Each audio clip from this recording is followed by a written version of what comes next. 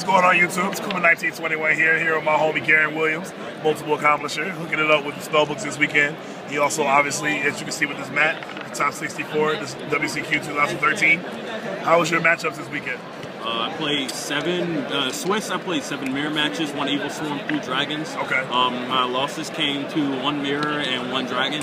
Okay. Lost in top 64 to dragons. Wow. Now your losses now, were they like just like uncontrollable outcomes or just them hitting the correct amount of side cards pretty much. Like I lost to the mirror, came in game 3 when I got EV. Yeah, EV in the mirror. Yep, it happens. Just the Lord or Kaiku is getting really big? No, actually he sided breaker. And here's the trippy part. He could have broke either my Grand Tower or my Star Hall and let it trigger right there. Yeah. EV'd me and then swing or whatever. Right. Put something else out on the board. Instead of eradicating first and let you get it. Yeah, let me get like 2 monsters on the field. And he was just like, no, I'm just gonna flip EV now. I'm like, oh, I might still win this game because he don't know how chain links work. But nah, I got EV, so that was that. Then my dragon loss came to Tedman from DGZ. Who is that? Tedman, I'm not about to pronounce his last name. It's I can't pronounce that. He opened a Rejuve for 12 game 1. Wow. So yeah, like I can't 4-4-4 or 6-6? Yeah, 4-4-4. Oh, okay. I can't really complain because I opened the whole Judgment Deluxe. But I love that logic. I've used that. He opened better, so no hard feelings there. It's just how the game goes. It's gonna happen. Yeah, everything can't go your way. Exactly. All right. All right, jumping right into the deck list. Just scan it. He got it all laid out here, guys. Now, how'd you feel about the double defender? Let's start on that. This is my favorite normal summon in the entire deck. Like when you're playing against the mirror match or dragons or anything, like even Evil Swarm, them having to double tap your spellcasters is a pretty big deal. Yeah, like last day of witch and all that good stuff. This deck, like this card, like won me mirror matches on its own. Like almost every mirror match I played, someone had to pick this up to read it. And when I was playing the mirror match and they had to pick that up to read it, that tells you a lot. Good. Yeah. And like I was like, oh, okay. I dropped a Kaiku to play double of him because, like I said, I like normal summoning him over. Anything else in the deck because if I can get a full judgment off, I can go into a defender with a Star Hall with a lot of counters. And then I can the go into a Kaiku or a Jowgen, but you have to kill twice. Make you do some work. Okay. I like Veilers because they provide alternate win conditions. Not only that, they like toolbox with life, and like you can make so many plays like with Arcanite Magician and what is Tempest Magician. You don't normally see in this deck. Yeah. Like Arcanite Magician is a powerhouse with these things. Also, game 1 with this and this. You got easy Crimson Blade action. Like say if you drop Priestess and like they Veiler the Priestess on the blow up, you can normal summon an effect Veiler, go for Crimson and knock through something and like lock them out of a turn pretty much. I still made Priestess because like this is my favorite turn 1 judgment play. I feel better going into a Priestess rather than Jowgen. Justice and a Priestess rather than Jowgen because I don't like giving my opponent giving my Jowgen out there. But my opponent with 6 ways to deal. They got 6 cards in their opening hand. Like they're gonna go unless they have Super Rejuvenation. They're gonna go through less cards when I play it the second time. So with Justice, I can search a High Priestess and I can get another Judgment, so I can Judgment you and Priestess you again. Okay. And if I have a Justice and if I have a Priestess and a Jowgen, and that puts you on a clock rather than Kaiku Jowgen, who has to try to swing through things. Well, Priestess, it's like you can't turtle against her. She's moving shit out the way. She's gonna blow shit up.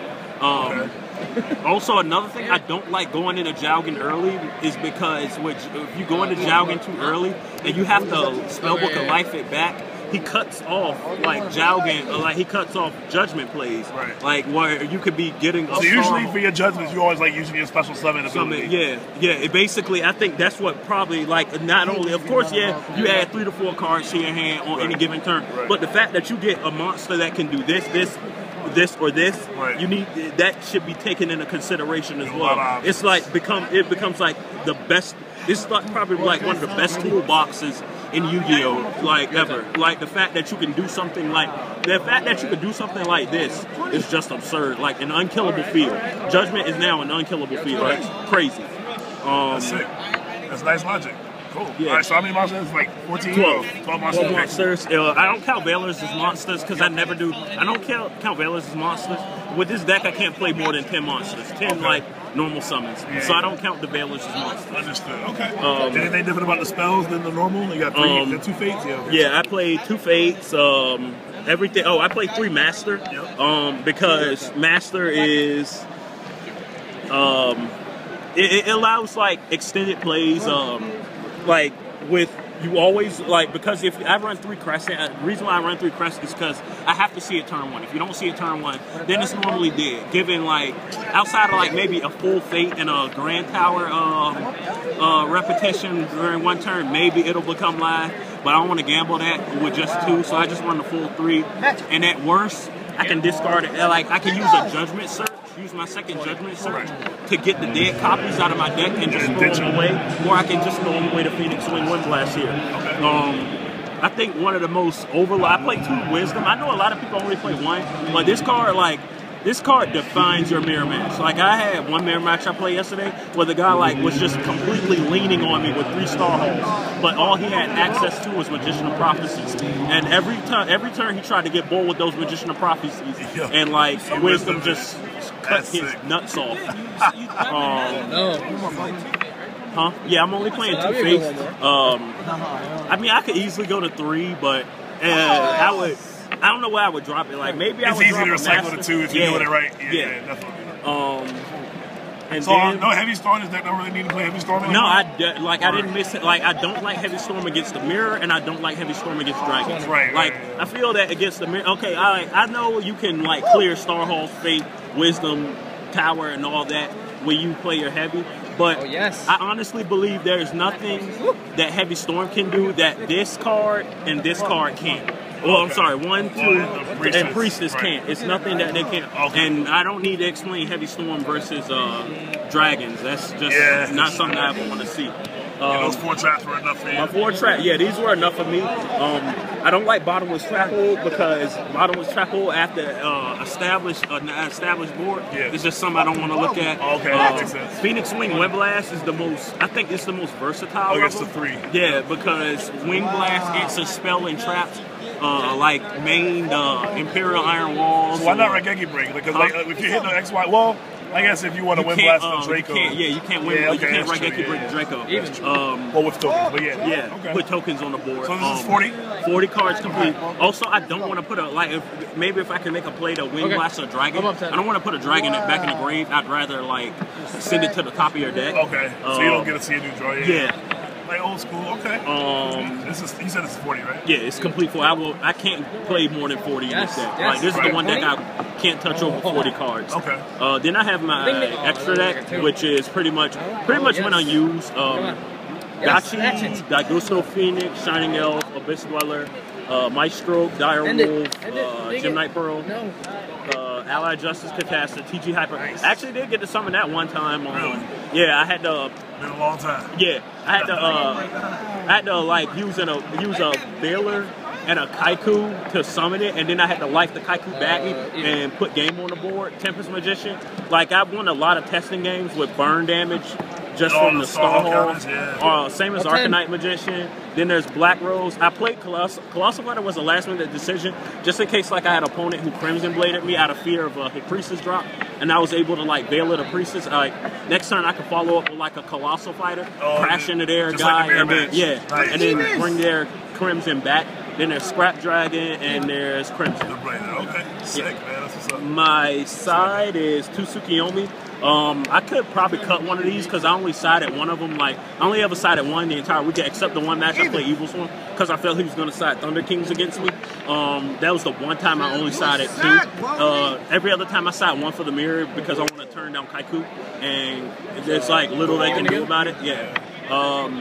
Puppet Plant. I think this card pretty much is a mirror-defining card. Every time I Puppet Plant it, I like instantly won. Like I remember a guy like Solemn Judgment at my Kaiku Summit, and I was stuck with a spellbook and a master in my hand, so I stole his Magician of Prophecy. Wow. Mastered Secrets, got a fate, faded the Magician of Prophecy down, reflipped the Magician of Prophecy, yeah, Eternity, and then I got I was of course under Judgment, and that gave me a full Judgment, and I was able to put a spellcaster back on the board and take control of the game. Yeah. The 3 MSTs because like this card auto goes in every game. Like this deck, I feel it's like probably the best deck. But the problem with this deck is like your opponent can sound like the worst of cards and beat you. Like things like Curse of Darkness or Anti-Spell Fragrance, where if you just don't draw an answer to it, you lose. So I'd rather just keep these in, have these in there, just so I don't take losses to like dumb stuff like that. Then there's cards like Imperial Ironwall or DNA Surgery, which are like or an EV, which are complete blowouts that you have to have these for. I play 3-Dimensional Fissure because I like this more than Mind Drain because it stops Drolling Lock or Veiler instantly on the spot. Also, like, if people say that it's arguable about the Mind Drain Dimensional Fissure difference because Dimensional Fissure gets wrecked by EV, but so does your entire deck. If they get EV off and you have like a Dimensional Fissure on the board, something kind of went wrong there. Or you didn't draw that well anyway and you were probably just not meant to win that game. I side Heavy Storm because it's Heavy Storm. You're still going to play Evil Storm, or we have like those Constellar decks running around here who like to go their Thunder King deck lockdown, set 5 back row. 2 Curse Seals. These are more cards for the mirror. Like this card was really good in one game. Like I was able to nail someone's secrets with this, and I'm sorry, I lied. 2 games. The first game was when I locked out. I went to Judgment. He Judgments. I negate his Judgment. And then, like, I just poop on him after that. The second was my last round of Swiss. I Curse Seal his secrets. And that while he played Judgment, I Curse Seal his secrets. And he was stuck with another secrets in his hand. And that killed him. And then after that turn, I won the game. Rivalry of Warlords. I noticed this card is falling out of favor, but I still love this card because of like rogue matchups like Evil Swarm. Like my round 1, I won versus Evil Swarm because of this card. He could never make and exceed the EV. Every single thing is a different type. He like flipped his cards after the game, and it was like EEVs, and like he couldn't make them because all he could do is keep 2 Karakians on the field, which were easy to manage. And overall, you liked your deck? Yeah, I wouldn't change a thing, honestly. I really like your monster line. Like, it makes me want to like play books again. What I like about Defender and Priestess is if you play against some random road matchup that has closing match, you can be able to like control fast. Yep. All right, man. Well, I appreciate the deck profile. Yeah, no problem. So we'll be seeing you soon at another tournament? The next tournament I'm probably attending is YCS San Fran. Well, I think it's like somewhere in NorCal. San Mateo. Yeah, I'm a Niners fan, so I'm going to watch the Niners game the day after. That's what's up. Yeah, so okay. I appreciate the deck profile, man. Good luck to you in future tournament. Yeah, no problem, man. Thank you.